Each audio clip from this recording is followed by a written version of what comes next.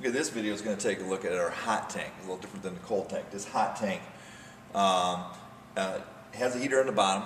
It heats up the liquid, the solvent, and it will actually spray nozzles onto stuff on the inside, a little rotisserie inside that'll move the parts around, and it does a very good job of taking off grease and oil and grime as well. Okay? It is an aqueous solution, which aqueous means it's water-based. It's not quite the solvent that would be in the cold tank, but yet it's still a cleaner. Okay? It's kind of like a big giant cooker here. Handle lifts open, door comes open, and then we have a surface in which we can end up putting stuff in. It does have a basket that can come in or out. It also has a pipe. Let's say you're trying to stand something up in there. You can screw that in and lean up parts up against it, wire parts up to it so they stay up, but we can also put that in right there. Okay.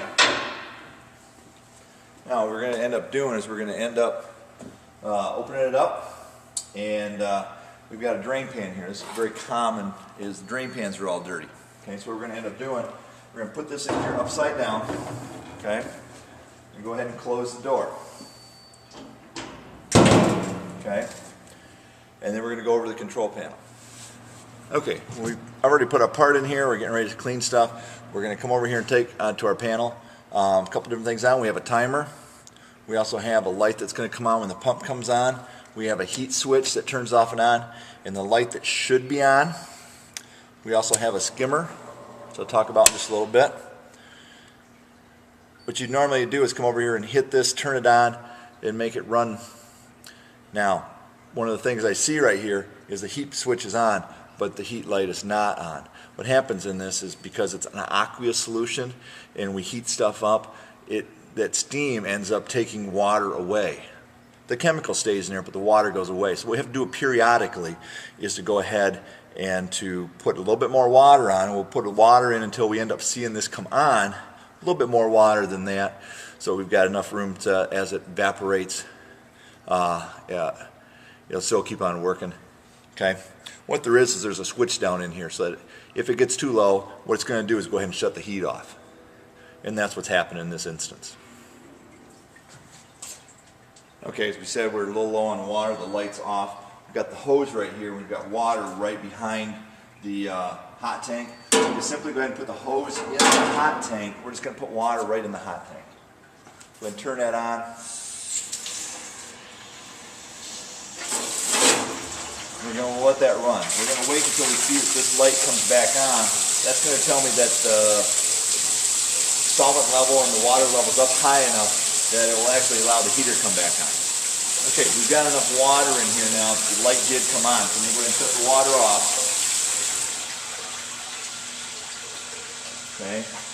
I'm going to take the hose out. I'm going to put my drain pan back in.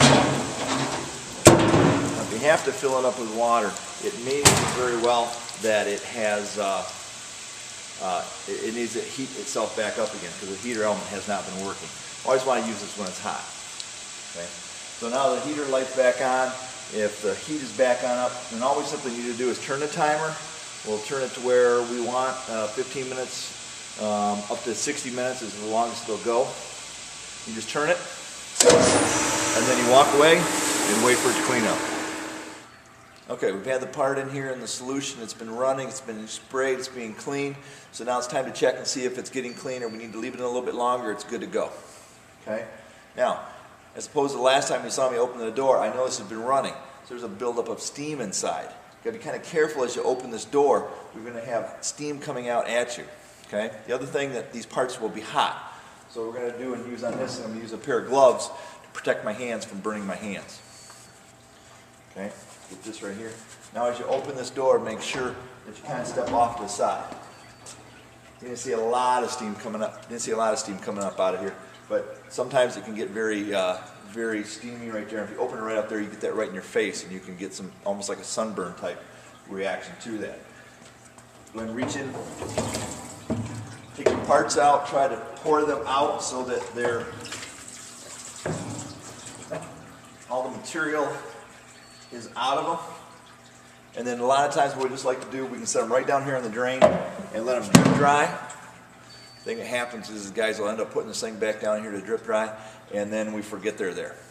Okay, so let it get down here, get it to drip dry, and then when it's done, it gets put back on the shelf. Then the next time a guy's ready to grab it, it's all nice, dry, clean. We go out and make a mess with it, do the process all over again. Follow these safety rules and you'll have a safe way of cleaning parts, small, big, large, whatever, but very useful tool in a shop to get your parts clean. One last side note about this, I mentioned where they had the skim button over on the other side. After this has been sitting for a while and it hasn't been stirred up, what will happen is water will separate from the oil, and the oil will go to the top of the water, the aqueous solution. When that does, the oil is going to be floating on top. This disc right here is just going to go down into the tank and just skim off the top, and you'll see where it ends up bringing up oil off of the top of the solution in there. Going to run it down here, going to run it down and into a bucket. We're going to make sure we have a bucket underneath this if we ever decide to skim. Then we can go ahead and dispose of the oil with our waste oil. That's how part of this machine right here helps to contribute to the quality of our environment. We're able not to have as much pollution. We're able to get the oil going where it needs to be. The aqueous solution becomes neutralized and is not contaminated. It can be disposed of in a different method.